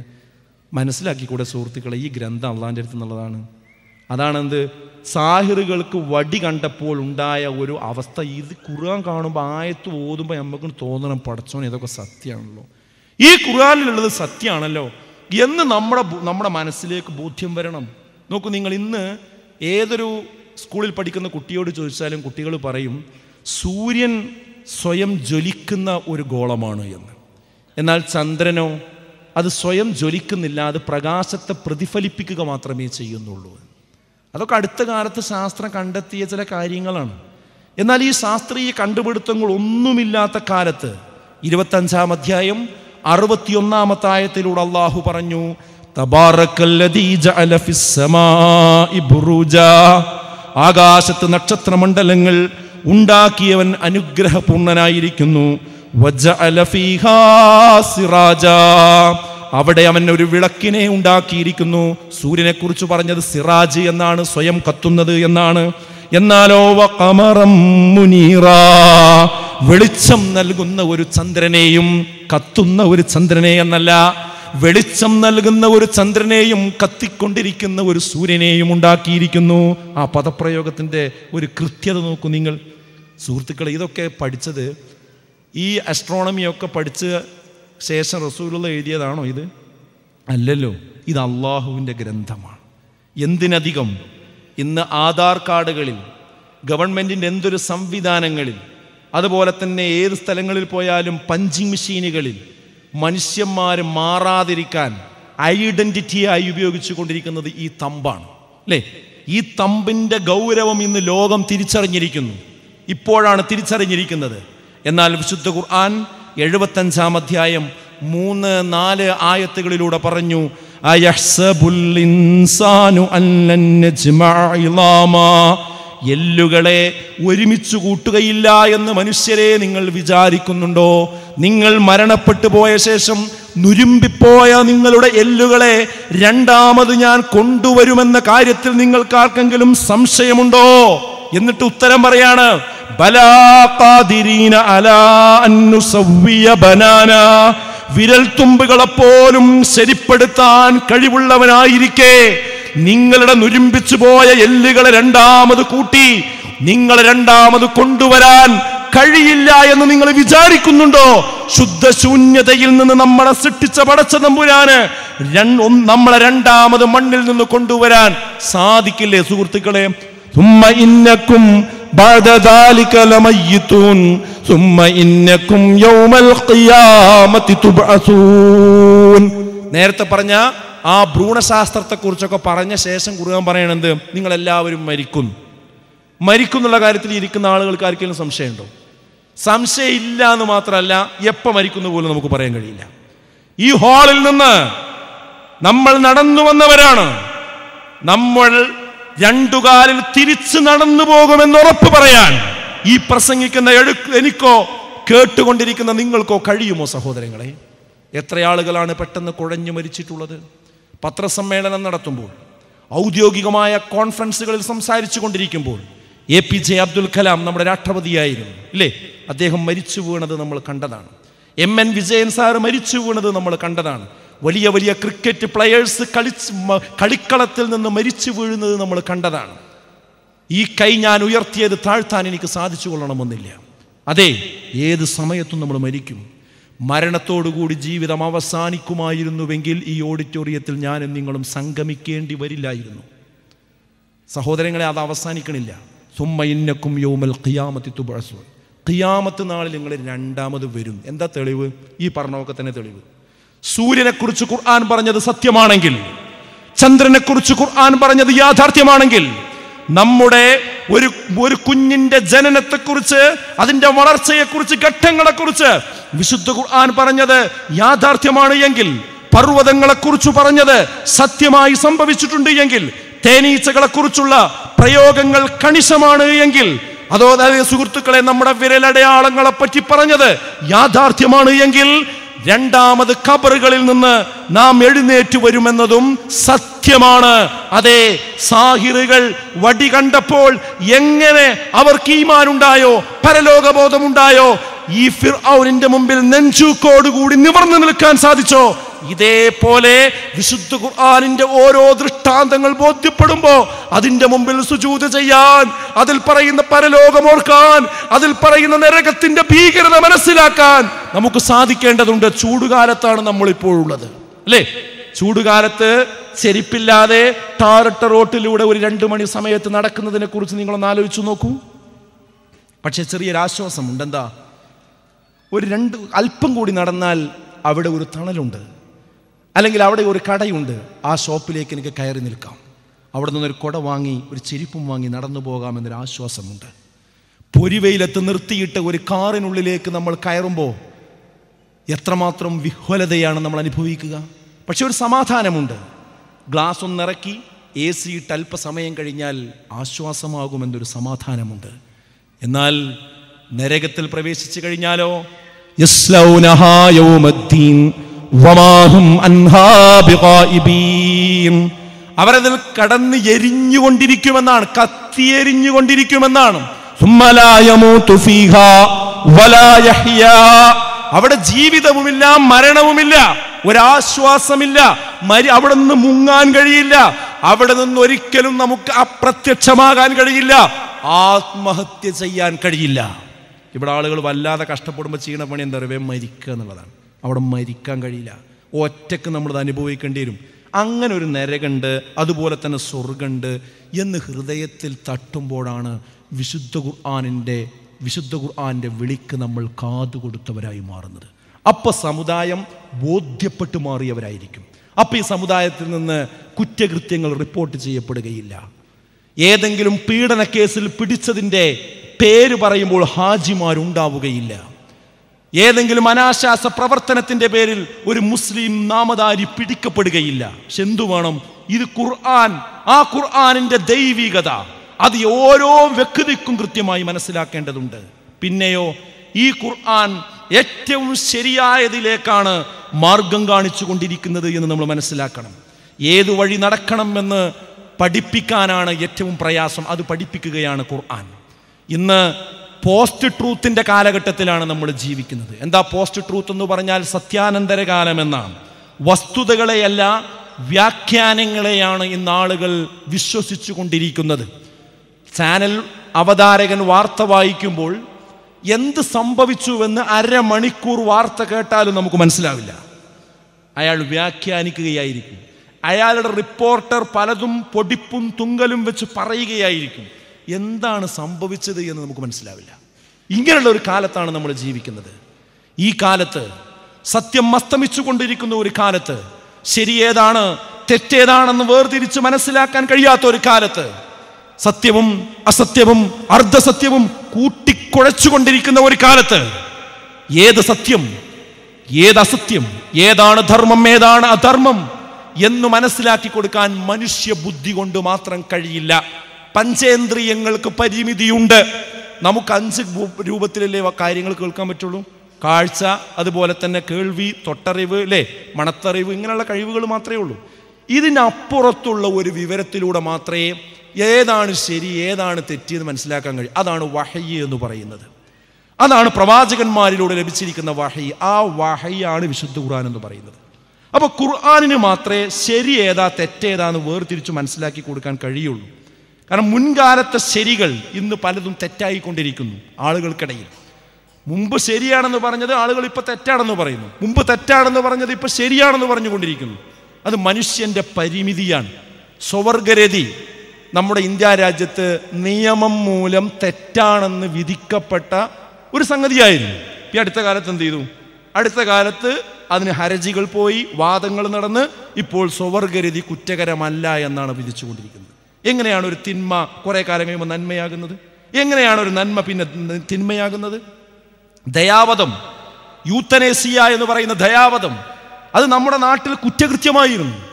അത് കുറ്റകൃത്യമല്ലാതെ ആക്കാനുള്ള ചർച്ചകളാണ് ഇന്ന് സജീവമായി നടന്നു വന്നുകൊണ്ടിരിക്കുന്നത്. വിവാഹേതര ബന്ധം നമ്മുടെ നാട്ടിൽ കുറ്റകരമായിരുന്നു. ആ വിവാഹേതര ബന്ധമാണ് ഇനി മുതൽ അത് കുറ്റകരമായി കണക്കാക്കാൻ കഴിയില്ല എന്ന ഒരു വിധി നമ്മുടെ ഉത്തരവാദപ്പെട്ട കേന്ദ്രങ്ങളിൽ നിന്ന് വന്നിരിക്കുന്നത്. സഹോദരങ്ങളെ, അതുകൊണ്ട് തന്നെ പലതും മാറി മറിഞ്ഞുകൊണ്ടിരിക്കുകയാണ്. എന്നാൽ സത്യമെന്നും സത്യമല്ലേ. 2+3 = 5. ഇത് 100 കൊല്ലം കഴിഞ്ഞാലും 2, 3, 5 തന്നെയാണ്. ഒരിക്കലും 2, 3, 6 ആകാൻ പാടില്ല. പക്ഷെ ഇതായിക്കൊണ്ട് അപ്പോൾ എന്താ സത്യം എന്താ അസത്യം എന്ന് മനുഷ്യന്മാർക്ക് വ്യവച്ഛേദിച്ച് പറയാൻ കഴിയില്ല. അത് മനുഷ്യൻ്റെ ഒരു ദുർബലതയാണ്, കഴിവുകേടാണ്. അവിടെയാണ് മനുഷ്യന് സഹായിയായി വരുന്നത് എന്ത്? വഹയിലൂടെ ഏതാണ് ഹക്ക് ഏതാണ് ബാത്തില് എന്ന് വ്യക്തമാക്കി കൊടുക്കുന്നത്. അതുകൊണ്ടാണ് ഖുർആനിനൊരു പേര് വന്നത്, ഫുർഖാൻ എന്ന പേര്. എന്താ ഫുർഖാൻ എന്ന് പറഞ്ഞാൽ? സത്യാസത്യ വിവേചനത്തിൻ്റെ ഗ്രന്ഥം എന്നാണ്. ഇന്ന ഹാദൽ ഖുർആന യഹ്ദീ ലില്ലതീ ഹിയ അഖ്വം വയുബശ്ശിറുൽ മുഅ്മിനീനല്ലദീന യഅമലൂനസ് സ്വാലിഹാത്തി അന്ന ലഹും അജ്റൻ കബീറാ. 17-ാം അധ്യായം 9-ാമത്തെ ആയത്ത്. തീർച്ചയായും ഈ ഖുർആൻ ഏറ്റവും ശരിയായതിലേക്കാണ് വഴി കാണിക്കുകയും സൽക്കർമ്മങ്ങൾ പ്രവർത്തിക്കുന്ന സത്യവിശ്വാസികൾക്ക് വലിയ പ്രതിഫലമുണ്ട് എന്ന സന്തോഷ വാർത്ത അറിയിക്കുകയും ചെയ്യുന്നുവെന്നാണ്. അപ്പോൾ വിശുദ്ധ ഖുർആനാണ് ഏറ്റവും ശരിയായതിലേക്ക് വഴി കാണിക്കുന്ന ഗ്രന്ഥം. അപ്പോൾ വിശുദ്ധ ഖുർആനാണ് മനുഷ്യന് സത്യവും അസത്യവും വേർതിരിച്ചു പഠിപ്പിക്കുന്നത്. ഈ ആയത്തിൻ്റെ അടിസ്ഥാനത്തിൽ ഇസ്ലാമിക ശരീഅത്തിന്റെ ലക്ഷ്യങ്ങൾ പണ്ഡിതന്മാർ 3 വിശദീകരിക്കുന്നുണ്ട്. ഒന്ന്, ജൽബുൽ മസാലിഹ് എന്ന് പറയും. അഥവാ എല്ലാ നന്മകളും കൊണ്ടുവരുന്നതാണ് ഇസ്ലാമിക ശരീഅത്ത് എന്നാണ്. അതായത് വിശുദ്ധ ഖുർആനിൻ്റെയും ഹദീസുകളുടെയും ആകത്തുകയാണ് ശരീഅത്ത് നിയമങ്ങൾ എന്ന് പറയുന്നത്. ആ ശരീഅത്ത് നിയമത്തിൻ്റെ 3 ബേസുകളാണ് പണ്ഡിതന്മാർ പറയുന്നത്. ഒന്ന്, എല്ലാ നന്മകളും കൊണ്ടുവരിക, അതാണ് ജൽബുൽ മസാലിഹ് എന്ന് പറയുന്നത്. അതിലേറ്റവും വലിയ നന്മ ഏതാ? ഇസ്ലാം കൊണ്ടുവരുന്ന, വിശുദ്ധ ഖുർആൻ മാനവർക്ക് കൊണ്ടുവന്നു കൊടുത്ത ഏറ്റവും വലിയ നന്മയാണ് അള്ളാഹുവിന് മാത്രം ഇബാദത്തെടുക്കുക എന്ന നന്മ. റുബൂബിയത്തിലുള്ള, ഉലൂഹിയത്തിലുള്ള ആ ഏകത്വം ശരിക്ക് പഠിച്ച് മനസ്സിലാക്കി അത് ഉൾക്കൊള്ളുക. ഈ പ്രപഞ്ചത്തിന് സ്രഷ്ടാവുണ്ട്, അവൻ ഏകനാണ്, അവനെ മാത്രമേ ആരാധിക്കാൻ പാടുള്ളൂ. നേർച്ചകളും വഴിപാടുകളും എല്ലാം അവന് മാത്രമേ അർപ്പിക്കാൻ പാടുള്ളൂ. ഒരിക്കലും ഏലസും ഐക്കല്ലും അതുപോലുള്ള സംഗതികളിലും നമ്മൾ ഭരമേൽപ്പിക്കാൻ പാടില്ല. വഴിയിലൂടെ ഒരു പൂച്ച വിലങ്ങ് ഓടിയാൽ ഒരു വിഷമം ഒരു വിശ്വാസിക്ക് വരാൻ പാടില്ല. ഏതെങ്കിലും അതുപോലെയുള്ള കേന്ദ്രങ്ങളിലേക്ക് നമ്മൾ പോകാൻ പാടില്ല. എന്താ കാര്യം? അഭൗതികമായ മാർഗത്തിലൂടെ അഥവാ കാര്യകാരണ ബന്ധങ്ങൾക്ക് അതീതമായ വഴിയിലൂടെ നമ്മെ സഹായിക്കുവാനും അതുപോലെ തന്നെ നമുക്ക് ദോഷമുണ്ടാക്കി തരാനും ഇവിടെ ഒരു ശക്തിക്കും കഴിയില്ല, ഒരു സൃഷ്ടിക്കും കഴിയില്ല. അള്ളാഹുവിന് മാത്രമേ കഴിയുള്ളൂ. ഇതാണ് തൗഹീദ് എന്ന് പറയുന്നത്. ഇത് ഏലസിന് കഴിയും, ഐക്കല്ലിന് കഴിയും, ഏതെങ്കിലും മഹാന്മാർക്ക് കഴിയും, ജാറങ്ങൾക്ക് കഴിയും. ആരെങ്കിലും വിശ്വസിച്ചാൽ അത് സുഹൃത്തുക്കളെ നരകം കിട്ടുന്ന കാര്യമാണ്. മഹാന്മാർ നല്ലവരാണ്, അവരാദരിക്കണം, ബഹുമാനിക്കണം, അത് യാതൊരു തർക്കമല്ല. പക്ഷേ അവരെ നമ്മൾ ഈ രൂപത്തിൽ ഭരമേൽപ്പിക്കാൻ പാടില്ല എന്നതാണ്.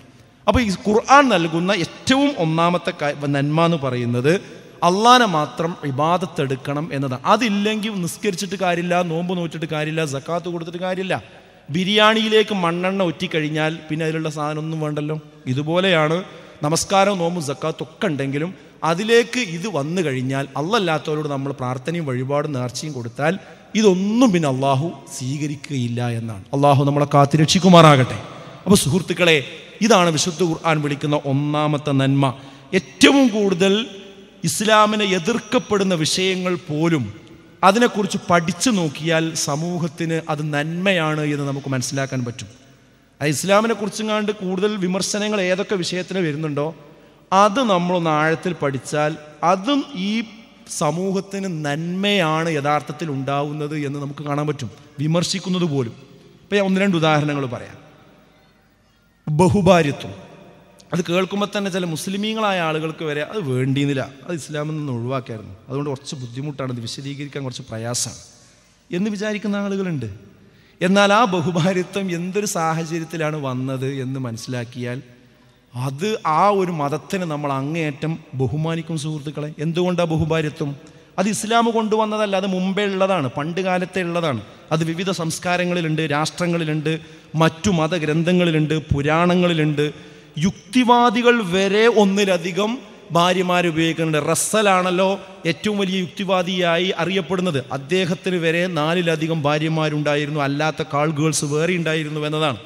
അതുപോലെ തന്നെ വൈഫ് സ്വാപ്പിംഗ് എന്ന് പറഞ്ഞിട്ടൊരു പരിപാടിയാണ്. ആളുകളൊക്കെ വലിയ പട്ടണങ്ങളിലെ വലിയ പണക്കാരൊക്കെ ഒരു ഹോട്ടലിൽ ഒരുമിച്ച് കൂടുകയും എന്നിട്ട് കാറിൻ്റെ ചാവി അങ്ങോട്ടും ഇങ്ങോട്ടും കൊടുക്കുകയും ഏത് ചാവിയാണോ കിട്ടിയത് ആ കാറിൽ പോയി കയറുകയും അതിലൊരു സ്ത്രീ ഉണ്ടാവും, ആ സ്ത്രീനെയും കൂട്ടി പോണ പരിപാടി. ഇങ്ങനെയൊക്കെയുള്ള ഒരു സാഹചര്യം ലോകത്ത് മൊത്തത്തിലുള്ള ഒരു അവസ്ഥയാണ്. എന്നാൽ മുഹമ്മദ് നബി സല്ലല്ലാഹു അലൈഹി വസല്ലം വരുമ്പോൾ ബഹുഭാര്യത്വം ഇതിലും അനിയന്ത്രിതമായ അവസ്ഥയിലാണ് ഉണ്ടായിരുന്നത്. 10ഉം 20ഉം ഒക്കെ പിന്നെ സ്ത്രീകൾ പലർക്കും ഉണ്ടായിരുന്നു, അല്ലാതെയും ഉണ്ടായിരുന്നു, വ്യഭിചാരവും ഉണ്ടായിരുന്നു. ഇങ്ങനെയുള്ള ഒരു സമൂഹത്തിലാണ് റസൂലുള്ളാഹി സ്വല്ലല്ലാഹു അലൈഹി വസല്ലം കടന്നു വരികയും ആ പ്രവാചകന് വഹയി വരികയും ചെയ്തത്. അലകും പിടിയുമില്ലാതെ ബഹുഭാര്യത്വത്തെ വലിച്ചു നീട്ടി ഉപയോഗിച്ചിരുന്ന ഒരു സമൂഹത്തിൽ നിയന്ത്രിച്ചുകൊണ്ട് 4ലേക്ക് ചുരുക്കിക്കൊണ്ടുവരികയാണ് ഇസ്ലാം ചെയ്തത്. അതാണ് നമ്മൾ മനസ്സിലാക്കേണ്ടത്. ശരിക്കും അതിനൊരു വ്യവസ്ഥ വെക്കുകയാണ് ഇസ്ലാം ആ മാർഗത്തിൽ ചെയ്തിട്ടുള്ളത് എന്ന് നമ്മൾ തിരിച്ചറിയേണ്ടതുണ്ട്. അതേപോലെ തന്നെ ബഹുഭാര്യത്വം അനുവദിച്ചതിലെ യുക്തി, വ്യഭിചാരം ഇസ്ലാമിൽ പാപമാണ്. മാത്രവുമല്ല ഒന്നിലധികം ആണ് എങ്കിൽ ഒന്നുകൊണ്ട് തൃപ്തിയല്ലാത്തവർക്ക് ഹലാലായ മാർഗം തുറന്നു കൊടുക്കുക മാത്രമാണ് ഇസ്ലാം ചെയ്തിട്ടുള്ളത്. അതൊരു മാനുഷിക മുഖമുള്ള മതത്തിൻ്റെ ഒരു ബാധ്യതയാണത്. ഒരു ഭാര്യയെ കൊണ്ട് മാത്രം ഒരാൾക്ക് തൃപ്തി വരാത്തൊരവസ്ഥ ഉണ്ടെങ്കിൽ ആ ആൾക്ക് ഹലാലായൊരു മാർഗം തുറന്നു കൊടുക്കുക മാത്രമാണ് ഇസ്ലാം ആ രംഗത്ത് ചെയ്തിട്ടുള്ളത്. ബഹുഭാര്യത്വം അനിവാര്യമാകുന്ന സാഹചര്യങ്ങളുണ്ട്. പുരുഷൻ്റെ ലൈംഗികമായ അല്പം കൂടി ഉയർന്ന ഒരവസ്ഥ ചില പുരുഷന്മാർക്കുണ്ട് എങ്കിൽ അത് ചിലപ്പോൾ ഒരാളിൽ നിന്ന് മാത്രം തൃപ്തി വരാത്ത അവസ്ഥയുണ്ടാകാം. അല്ലെങ്കിൽ ഭാര്യയ്ക്ക് എന്തെങ്കിലും വിഷമങ്ങളോ ശേഷിയില്ലായ്മയോ ഉണ്ടെങ്കിൽ ഇയാളുടെ അവസ്ഥ വളരെ പ്രയാസകരവുമാണ്. അപ്പോൾ അദ്ദേഹത്തിന് വ്യഭിചരിക്കാൻ പറ്റൂല. വിവാഹമോചനം ചെയ്യുക എന്നുള്ളത് ആ സ്ത്രീയോട് ചെയ്യുന്ന ഏറ്റവും ക്രൂരതയാണ്. ആ സമയത്തൊരു പരിഹാരമാണ് അയാൾക്ക് മറ്റൊരു വിവാഹം കഴിക്കാമെന്നത്. അതൊരു പരിഹാരം മാത്രമായിട്ടാണ് ഇസ്ലാം മുന്നോട്ട് വെക്കുന്നത്. ഭാര്യയുടെ വന്ധ്യതയും ഇതിന് കാരണമാകാറുണ്ട്. ജീവിതകാലം മുഴുവൻ കുട്ടിയില്ലാതെ പോകുന്ന ഒരു സാഹചര്യം ഉണ്ടാകുമ്പോൾ എനിക്ക് നിന്നെ വേണ്ട എന്ന് പറഞ്ഞ് ഒഴിവാക്കുകയല്ല, സ്ത്രീയെ കൂടി നിർത്തിക്കൊണ്ട് തന്നെ കുട്ടികൾ ഉണ്ടാകുന്ന മറ്റൊരു സ്ത്രീയെ വിവാഹം കഴിക്കുവാനുള്ള അനുവാദമാണ് ബഹുഭാര്യത്വത്തിലൂടെ ഇസ്ലാം മുന്നോട്ട് വെക്കുന്നത്. അത് നിലനിർത്തിക്കൊണ്ട് തന്നെ മറ്റൊരാളെ കല്യാണം കഴിക്കുക എന്നത്.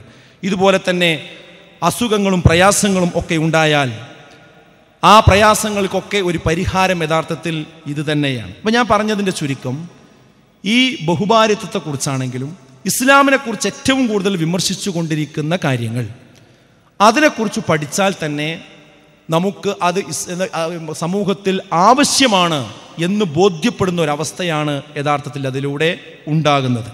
പിന്നെ നമുക്കറിയാം സ്ത്രീകളുടെ സുരക്ഷ. അതിനെക്കുറിച്ച് ഇസ്ലാം കുറേ നിയമങ്ങൾ പറഞ്ഞിട്ടുണ്ട്. അത് ചില ആളുകൾക്കൊരു പ്രയാസമാണ് എന്ന് പറയാറുണ്ട്. എന്നാൽ ഇന്ന് സ്ത്രീകൾക്ക് നേരെയുള്ള കടന്നുകയറ്റങ്ങൾ ശക്തമായപ്പോൾ നമ്മൾ കാണുന്നത് എന്താ?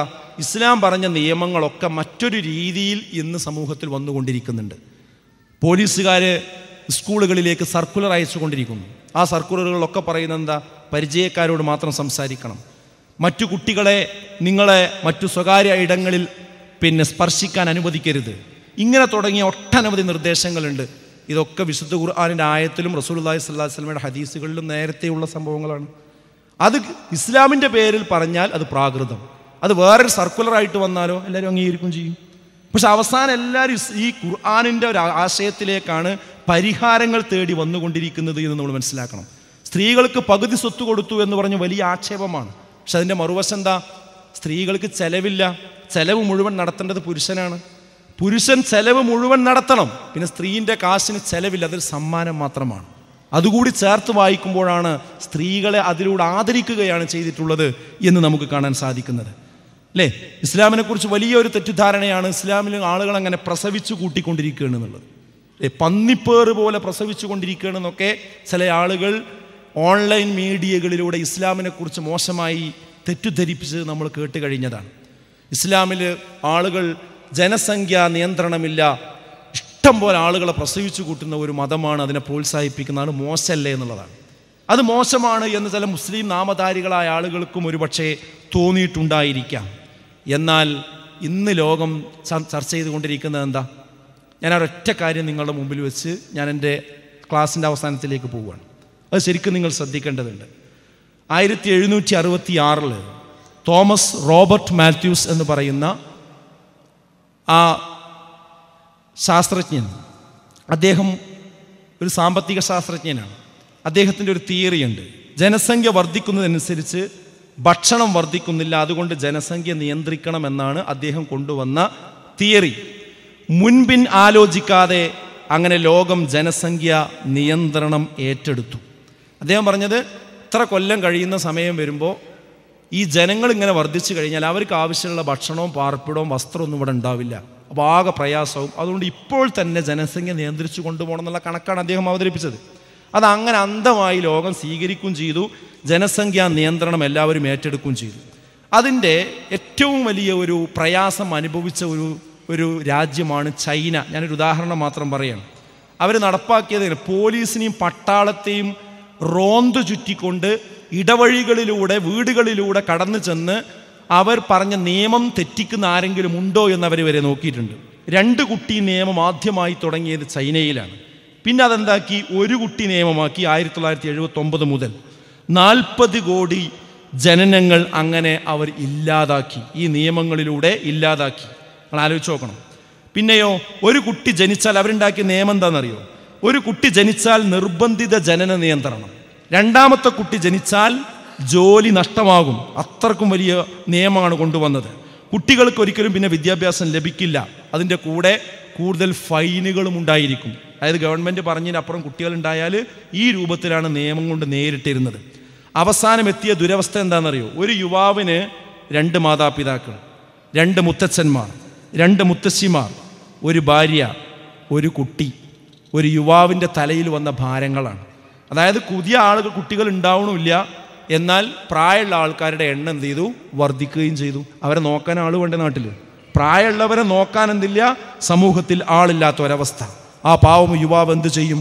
കുട്ടിയുടെ വിദ്യാഭ്യാസം, വൃദ്ധരുടെ ചികിത്സ, വൃദ്ധരുടെ പരിചരണം, താമസിക്കാൻ വലിയ വീട് വേണം, ജോലിക്ക് പോകണം, ഇതൊക്കെ ചെയ്യേണ്ടുന്ന ഒരു മാനസിക സമ്മർദ്ദമാണ് ഓരോ വീട്ടിലെ യുവാക്കളും അനുഭവിച്ചു കൊണ്ടിരുന്നത്. അവസാനം എന്ത് സംഭവിച്ചു? ആത്മഹത്യകൾ വർദ്ധിച്ചു, വൃദ്ധസദനങ്ങൾ പെരുകി, തൊഴിലാളികൾ കുറഞ്ഞു വന്നു, സ്കൂളുകൾ അടച്ചുപൂട്ടി, ഗ്രാമങ്ങൾ വിജനമായി. കാരണം ആളുകൾ കുറഞ്ഞുകൊണ്ടിരിക്കുകയാണ്. ഇത് ചൈനയിൽ സംഭവിച്ചതാണ്. അങ്ങനെ 2013 2 കുട്ടി എന്ന നിയമം ചൈനയിൽ നടപ്പാക്കിയെങ്കിലും അത് വേണ്ടത്ര വിജയം കാണുന്നില്ല. ലോകത്തിലെ ഏറ്റവും കൂടുതൽ വൃദ്ധന്മാരുള്ള രാജ്യമായി മാറാൻ ചൈന കാത്തു നിൽക്കുകയാണ്. എന്തുകൊണ്ടാണ് ജനസംഖ്യാ നിയന്ത്രണം എന്തുകൊണ്ട് പരാജയപ്പെട്ടു? നമ്മൾ പഠിക്കേണ്ടതുണ്ട്. കാരണം ജനസംഖ്യ വർദ്ധിച്ചപ്പോൾ ഭക്ഷ്യ ഉൽപാദനവും ഇരട്ടിയായി യഥാർത്ഥത്തിൽ വർദ്ധിച്ചിട്ടുണ്ട്. സാങ്കേതിക പുരോഗതി മാൽത്തൂസിന് കാണാൻ കഴിഞ്ഞില്ല. കാരണം ഒരു കുട്ടി ഇവിടെ ജനിച്ചു വരുമ്പോൾ വെറും വായ മാത്രമല്ല കുട്ടിക്കുള്ളത്. അവന് 2 കൈയുണ്ട്, 2 കാലുണ്ട്, 2 കണ്ണുണ്ട്, 2 കാതുണ്ട്. മാൻ പവറാണ് ഒരു നാടിൻ്റെ ഏറ്റവും വലിയ ശക്തി എന്ന് പറയുന്നത്. ആ മാൻ പവർ ഇല്ലാതെയാക്കുകയാണ്. വെറും ഭക്ഷണം കഴിക്കാനല്ല ആളുകൾ വരുന്നത്. ഓരോ കുട്ടിയുടെ തലച്ചോറും സൂപ്പർ പവറുള്ള കമ്പ്യൂട്ടറിനെ വെല്ലുന്ന തലച്ചോറുകളാണ് ഓരോ കുഞ്ഞിൻ്റെയും തല. അങ്ങനെയുള്ള തലയാണ് ഇവർ കൊയ്തുകൊണ്ടിരിക്കുന്നത്. ആലോചിച്ച് നോക്കൂ നിങ്ങൾ, മനുഷ്യന്മാരെ യുക്തിക്ക് സംഭവിച്ച അബദ്ധങ്ങളാണിതൊക്കെ. എന്തേ സംഭവിച്ചത്? ജനസംഖ്യ വർദ്ധിച്ചു, ഭക്ഷ്യോൽപാദനം ഇരട്ടിയായി വർദ്ധിച്ചു, സാങ്കേതിക പുരോഗതി അദ്ദേഹത്തിന് കാണാൻ പറ്റിയില്ല. മനുഷ്യനാണ് ഏറ്റവും വലിയ സമ്പത്തെന്ന് അയാൾ തിരിച്ചറിഞ്ഞില്ല. ധാർമ്മിക നിയമങ്ങളെ അദ്ദേഹം തള്ളിക്കളഞ്ഞു. കുട്ടികൾ ഉണ്ടാവുക എന്ന മാനുഷ്യ വികാരത്തെ അദ്ദേഹം തിരിച്ചറിഞ്ഞതുമില്ല. അങ്ങനത്തെയുള്ള വികാരത്തിലേക്ക് തന്നെ അദ്ദേഹം പോയതുമില്ല. ഇന്നോ ലോകം തിരിഞ്ഞു നടന്നുകൊണ്ടിരിക്കുകയാണ്. ഇന്ന് നേരെ തിരിച്ചാണ് പ്രചാരണം നടത്തിക്കൊണ്ടിരിക്കുന്നത്. കുഞ്ഞ് ജനിച്ചാൽ ഫ്രിഡ്ജും കാറും. എവിടെ? റഷ്യയിൽ. നേരത്തെ വീടണയാൻ സർക്കാർ നിയമം കൊണ്ടുവന്നു സൗത്ത് കൊറിയയിൽ. കുട്ടികൾ ഇല്ലെങ്കിൽ കൂടുതൽ നികുതി ചുമത്തുന്ന അവസ്ഥ വന്നു റുമാനിയയിൽ. റോബോട്ട് കുഞ്ഞുങ്ങളെ ഉണ്ടാക്കി യുവാക്കളെ ഇന്ന് ആകർഷിച്ചു കൊണ്ടിരിക്കുകയാണ് ജപ്പാനിൽ. അതുപോലെ തന്നെ സിംഗപ്പൂരിലെ മൂന്നാമത്തെ കുട്ടി ജനിച്ചാൽ $8000 വീടിന് മുൻഗണനയും കൊടുക്കുന്നു. ഇപ്പം എന്താ ചെയ്യുന്നത്? കുട്ടികൾ ഉണ്ടാവണം എന്നാണ് ലോകം മുഴുവൻ പറഞ്ഞുകൊണ്ടിരിക്കുന്നത്. ധാന്യങ്ങളുടെ ഉൽപ്പാദനം തന്നെ നോക്കൂ നിങ്ങൾ. ഒരു ഹെക്ടറിൽ 1960 ഒരു ഹെക്ടറിൽ നിന്ന് 1400 കിലോഗ്രാമാണ് കിട്ടിയിരുന്നത് എങ്കിൽ 2000 ആയപ്പോൾ ഒരു ഹെക്ടറിൽ നിന്ന് 3000 കിലോഗ്രാം കിട്ടുന്ന അവസ്ഥയിലേക്ക് അത് ഉയർന്നിട്ടുണ്ട്. പക്ഷേ ഇതൊന്നും അദ്ദേഹത്തിന് കാണാൻ സാധിച്ചില്ല. ഭക്ഷണവും വസ്ത്രവും പാർപ്പിടവും ഒക്കെ അത്യുൽപാദന ശേഷിയുള്ള വിത്തുകൾ വഴി ഭക്ഷ്യോൽപാദനം ഇരട്ടിയായി വർദ്ധിച്ചു. ഒരു വീട് നിൽക്കുന്ന സ്ഥലത്ത് തട്ടുകളായി 100 വീടുകൾ പടുത്തുയർത്തി. പുതിയ സാങ്കേതിക വിദ്യകൾ വഴി വസ്ത്രങ്ങൾ സുലഭമായി കിട്ടി. ലോകം ഭയപ്പെട്ടതല്ല ഇന്നിവിടെ സംഭവിച്ചത് എന്നാണ് ഇതിൽ നിന്നൊക്കെ നമുക്ക് കാണാൻ സാധിക്കുന്നത്. ഞാൻ പറഞ്ഞതിന് ചുരുക്കത്രേ ഉള്ളൂ. ഒരൊറ്റ എക്സാമ്പിൾ പറഞ്ഞത്, ഇതുപോലെ അനേക വിഷയങ്ങൾ നമുക്ക് വിശകലനം ചെയ്യാൻ പറ്റും.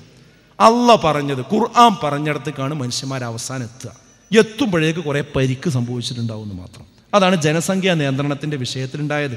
ഇപ്പം ഇന്ന് ലോകം സക്കാത്ത്, ഇസ്ലാമിലെ സക്കാത്ത് നോക്കൂ നിങ്ങൾ. അത് നടപ്പായാൽ ലോകത്തിൻ്റെ എല്ലാ പ്രശ്നങ്ങളും പരിഹരിക്കും.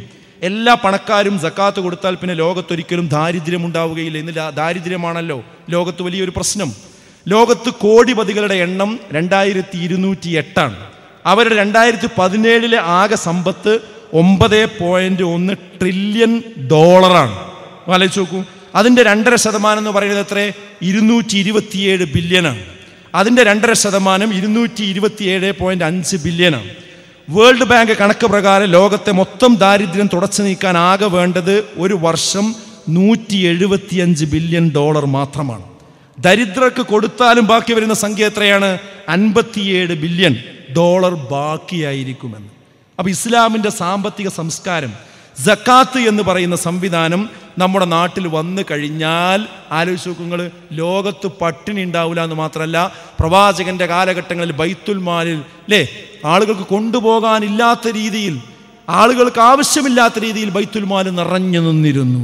അപ്പോൾ ആ 2.5%, അതുകൊണ്ടാണ് എന്ത് തോമസ് ഐസക്ക് പറഞ്ഞത്, ഇസ്ലാമിക സാമ്പത്തിക സംസ്കാരം കേരളത്തിൽ കൊണ്ടുവരണം, ഇസ്ലാമിക് ബാങ്ക് കൊണ്ടുവരണം. ഇസ്ലാമിക് എന്നുള്ളൊരു പേര് ഉണ്ടായത് കൊണ്ട് മാത്രമല്ല ഇപ്പോഴും തട്ടിത്തടഞ്ഞു നിൽക്കുന്നത്. പക്ഷെ എന്നാൽ അത് കൊണ്ടുവരാൻ അദ്ദേഹം പഠിച്ചു. അദ്ദേഹം ഒരു മതവിശ്വാസിയല്ല, എന്നിട്ടും അദ്ദേഹം അത് പഠിച്ച് ഇസ്ലാമിനെ കുറിച്ച്, ഇസ്ലാമിൻ്റെ വിശ്വാസിയല്ല, എന്നിട്ട് അദ്ദേഹം പഠിച്ചു കൊണ്ടുവരാനുള്ള കാരണം എന്താ? അള്ളാഹ് പറഞ്ഞതാണ് പരിഹാരമെന്ന് പറയുന്നത്. ഖുർആനിൻ്റെ വിളിക്ക് കാതുകൊടുക്കുമ്പോൾ മാത്രമേ യഥാർത്ഥ പരിഹാരങ്ങളിലേക്ക് എത്താൻ കഴിയുന്നുള്ളൂ എന്നതാണ്. ഇസ്ലാമിനെ കുറിച്ച് അതിൻ്റെ ശിക്ഷാവിധികൾ കുറച്ച് മോശമാണ് എന്ന പരാതിയാണ് എല്ലാവർക്കും ഉള്ളത്. എന്നാൽ ശിക്ഷാവിധികളുടെ അവസ്ഥ നോക്കൂ നിങ്ങൾ, കുറ്റകൃത്യങ്ങളുടെ അവസ്ഥ.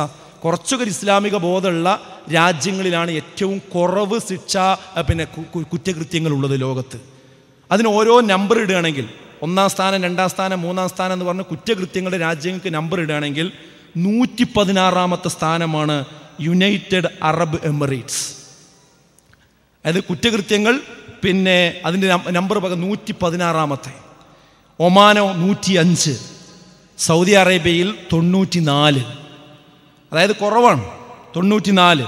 യുണൈറ്റഡ് സ്റ്റേറ്റ്സ് 45, ഫ്രാൻസിൽ 51, ചൈനയിൽ 54.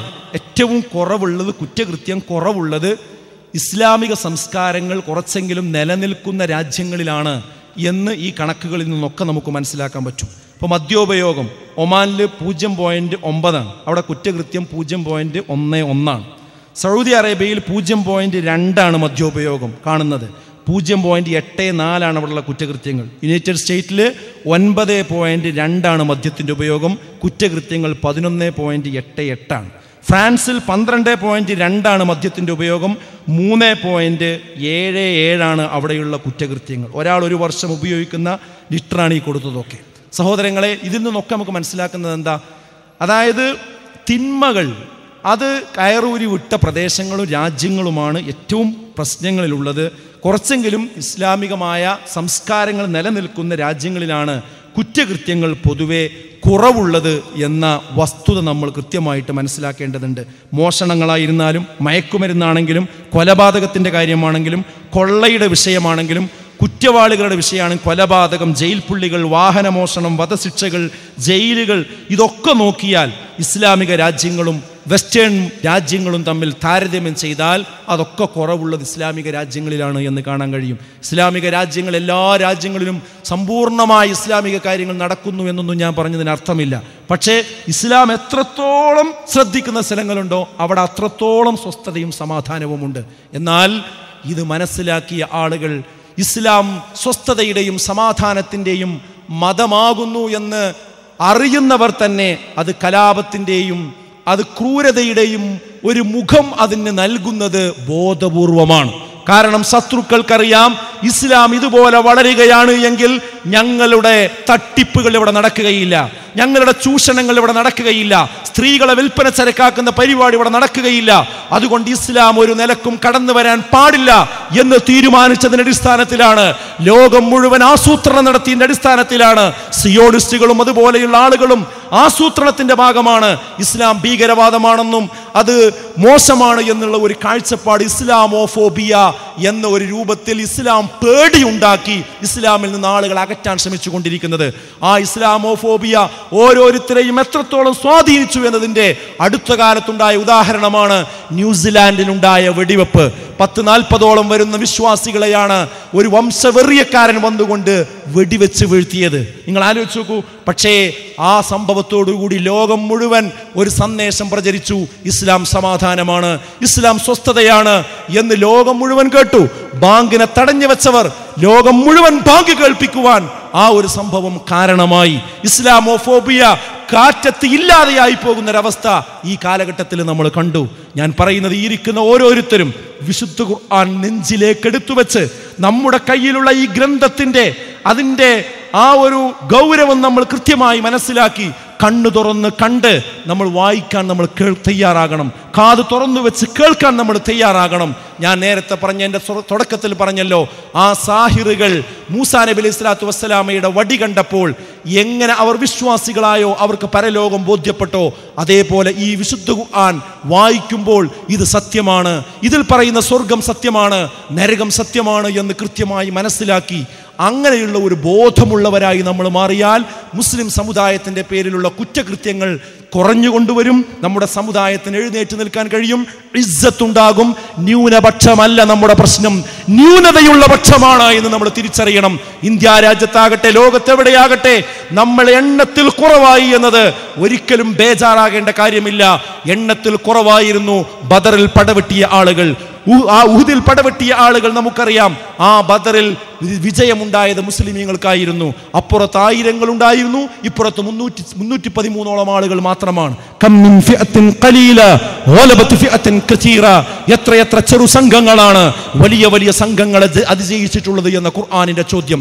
അതെ, ക്വാളിറ്റിയാണ് പ്രധാനം, ക്വാണ്ടിറ്റി അല്ല. ന്യൂനപക്ഷമല്ല പ്രശ്നം, ന്യൂനതയുള്ള പക്ഷമാണ്. നമ്മൾ ന്യൂനതയില്ലാത്തവരായി, അള്ളാഹുവിന്റെ സ്നേഹം പറ്റുന്നവരായി, വിശുദ്ധ ഖുർആനിന്റെ വക്താക്കളായി നാം രംഗത്തിറങ്ങുകയാണ് എങ്കിൽ നാളെയുടെ ലോകം നമ്മുടേതാണ് എന്ന കൃത്യമായ ധാരണയോടുകൂടി മുന്നോട്ട് പോവുക, ഇതിന്റെ പ്രബോധകന്മാരായി മാറുക.